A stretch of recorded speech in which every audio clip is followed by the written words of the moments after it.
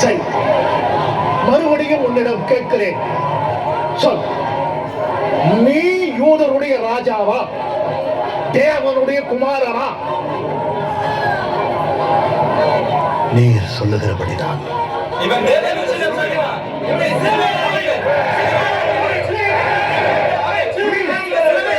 நிறுத்துங்கள்.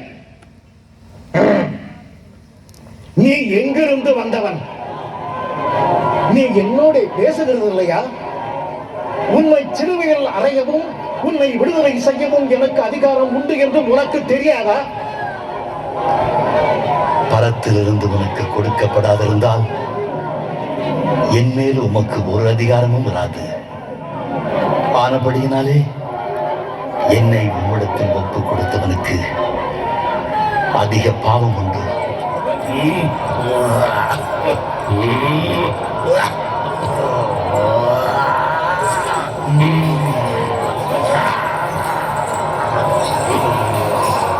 வருடா வருடம் பண்டிகைகளில் ஒரு கைதியை விடுதலை செய்வது எனது வழக்கம் என்று நீங்கள் அறிவீர்கள் அல்லவா?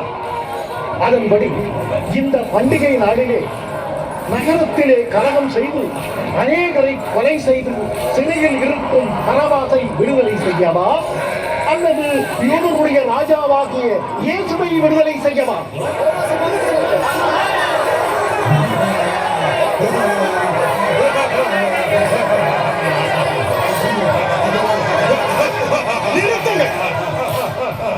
இயேசுவை சிலுவையில் அறைவதா? மரண தண்டனைக்கு ஏற்ப அவன் ஒரு குற்றமும் செய்ததாக எனக்கு தெரியவில்லையே.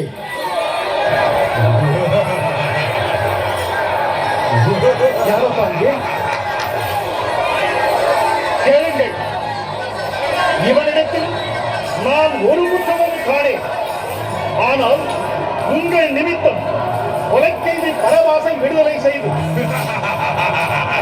இயேசுவை சிலுவையில் அறையப்பட உங்களிடம் இவனை ஒப்புக் கொடுக்கிறேன்.